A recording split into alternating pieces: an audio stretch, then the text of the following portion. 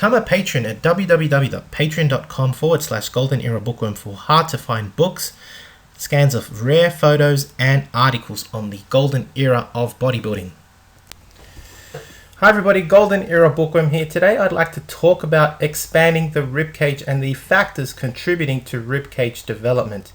In a recent article that I read, written by the great Silver Era author Charles A. Smith, Charles explains the three most important factors to having an impressive chest development, which I admit is lacking in today's bodybuilders. Many people wonder, what is it that Silver Era and Golden Era bodybuilders did in order to have that impressive chest size? I hear many comments like, it just looks so different nowadays. That's what many people say, and that is due to the lack of knowledge in the contributing factors to truly having an impressive chest. Many of today's bodybuilders solely rely on the development of the musculature surrounding the ribcage, and in doing so, they develop muscular physiques, but they're flat looking at the chest, lacking in depth and in the breadth of the chest development. And that is not at all reminiscent to those golden days of the Silver and Golden Era of bodybuilding. Just look at this prime example of manlyhood, Abe Goldberg at his prime. Displaying what I believe is one of the most impressive examples of chest development in the history of bodybuilding. Wow, that's not a chest, that's a barrel. It's incredible. Look at the depth, the width of that chest. It's just majestic, isn't it? It's absolutely majestic. Incredible development. And that to me is what a chest should look like. And today we are going to look at what factors lead to such impressive chest development. What makes a large chest? This very important question was raised by the author, and many bodybuilders nowadays would argue that pectoral development is the largest contributing factor. And whilst great pectorals look impressive on an average ribcage, here we are only talking about the musculature of the front of the chest. In the Silver Era, bodybuilders would have also mentioned that the lats are an important factor to chest size, and this is because back then the combined musculature was used to determine the chest measurement, while others in the Silver Era would argue that the ribcage gives the illusion of a great big chest. But just like the other single factors, it is not just the ribcage alone that all the musculature that gives rise to a great chest, but it is a combination of both the internal and external development that gives one a large and impressive chest. Therefore, we are talking not just about the musculature of the pecs and the lats, but we are also talking about the size of the ribcage and the lungs as well. As the author states, it's the old story all over again of being strong, not only on the outside of the body, but on the inside too.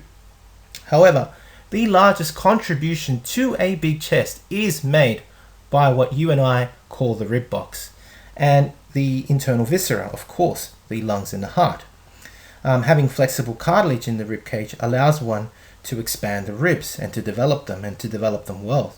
And if you understand that and then develop the musculature of the pecs and the lats to sit on a large rib cage, this gives one a majestic chest, as displayed here by the great John Farbotnik. Look at this phenomenal side chest pose, as seen only in the Silver and Golden Era of bodybuilding. That is what makes a large chest. We are talking about pecs, lats, and a large rib cage. Phenomenal. Now, what I really enjoyed about this article is that the author talks about the individual genetic contribution to each person's rib cage development, and this is of course a very important contributing factor. He actually gives the example of the indigenous peoples of Peru that live in the high Andes, called the Andean people. And for many of you that may not know, these people have larger chests. Why? Very simple. They live in high altitude environments, and they've adapted by having larger chests, by having a larger rib cage and increased lung capacity because of the extra effort in breathing in high altitude. Here we have a fantastic photo of one of my favorite places in Peru. I'm from Peru, and of course this is a symbol of our country, Machu Picchu, an ancient ruin and now considered a modern wonder of the world, found in the Andes Mountains. If you haven't visited, I recommend you go to Peru.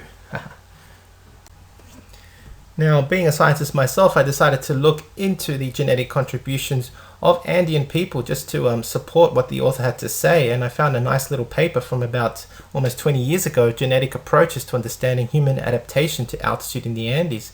And in the first table it is shown of some of the traits and being adaptive, of course, proposed for the large chest of the Andean natives. And here we have, of course, enlarged chest and increased lung capacities, as I stated. And it's interesting to see that even back then in 1932, the first reference, they were already aware of these adaptations of the Andean people. If you see the reference for enlarged chest number 1, the reference comes from a study done in 1932 by the author Hurtado. And it's amazing to see that back then, I guess the author was already well aware of the importance of having to breathe, the importance of breathing and lung capacity to expand the rib cage. And this is why it's so important to include exercises such as the breathing squat and the pullover in your exercise routine if you wish to enlarge your own rib cage. Now, going further into our own individual genetics, of course, we are all going to have our own individual rib cage anatomy, but the author does go on further into, I guess, giving us more factors that really do play a part in the development of the chest, in our own individual development, and that has to obviously do with our own individual anatomy. Our genetics will determine our anatomy, and he talks about these very simple measurements. The distance, for example, between your spine and the front of the chest is very important, because the bigger that distance is, the deeper your chest will be. Another important factor that he states in regards to your anatomy and genetics is the height of your sternum, and also the length of your clavicles, that is otherwise known in layman's terms as the collarbones.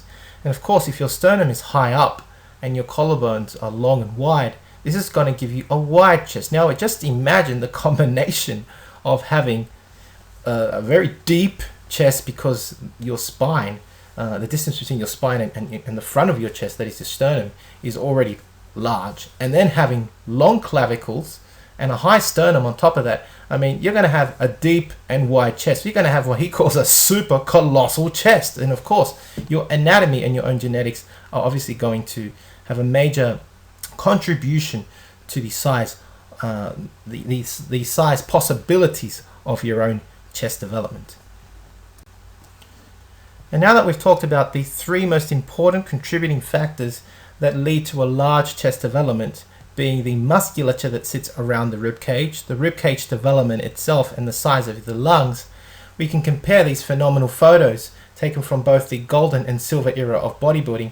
Here we have the Austrian oak Arnold Schwarzenegger displaying an epic side chest pose. I mean, look at the size of those pectorals. They're about to explode, sitting on that phenomenal chest development as well.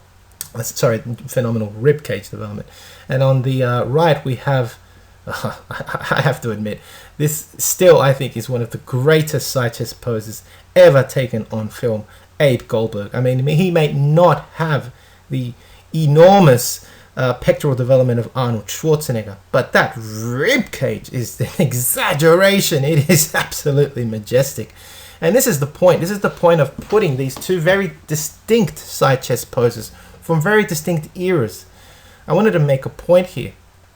Look at the size of Arnold's chest, his pectoral development. It is obviously overshadowing Abe Goldberg's chest, his actual musculature development. Arnold's pecs are bigger than Abe's. There's no doubt about it. But I would dare to say, when I compare these 2 photos, that Arnold's rib cage development is not as great as Abe Goldberg's. And this is a very important point, because as a natural, obviously, you would probably never have the pectoral development that Arnold Schwarzenegger would. But if you were to enhance your ribcage development and have a bit less musculature, your chest will still look impressive. And this is the most important point. I think to have an impressive chest development, of course one needs to develop both the pectoral muscles and the back musculature, but you will only enhance the size and the majestic and impressiveness of your chest by having a large rib cage. Just look at so many bodybuilders nowadays, those that take steroids or those that don't. At the end of the day, their chests do not look as impressive, and this is one of the biggest questions people have. What is it that people did back then, whether it was in the 60s and 70s or in the 40s and 50s? What is it so different that they did back then that made their chests so impressive? And that is the answer. I mean, Arnold was an advocate of ribcage development, and he did, but his genetics allowed him to only go that far. And of course, he built incredible musculature on top of that. Now imagine having the capabilities of Abe Goldberg, his genetics, to develop a super impressive rib cage like he did, and then putting slabs of pec muscles on top of that. You're talking about an absolutely phenomenal chest. So this is the difference. And you can see the priorities here. If you work on your rib cage development, you will have an impressive chest regardless. But if you only work on the musculature, your chest will look it will look muscular, but not as impressive if it's not sitting on a very large rib cage. This is the point I was trying to make in this comparison. And I know I've been talking quite a bit on this last slide, but I thought it was a very important point to make. And it is very clear when you look at these photos and make this distinction. The distinction is clear. One rib cage development is superior, in my opinion, over the other.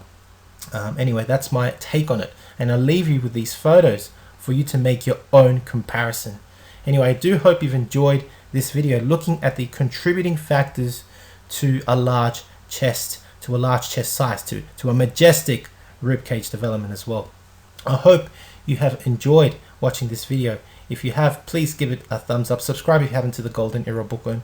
Leave me your comments, and thank you for watching. If you wish to support my work, please donate books and magazines. You can get in touch with me, or donate via PayPal, or become a patron on my Patreon account, www.patreon.com/Golden Era Bookworm. You can also support me by purchasing old courses and books from old school times of bodybuilding. That's it, from the golden, silver, and bronze eras, on my website, www.goldenerabookworm.com. Hope you've enjoyed the video, and yeah, that's it for me. This is the Golden Era Bookworm. Bye for now. If you'd like to learn more about Silver Era principles of bodybuilding, you can visit www.goldenerabookworm.com, where you'll find many titles, including titles from Reg Park and self-written booklets on Steve Reeves, on my website, www.goldenerabookworm.com.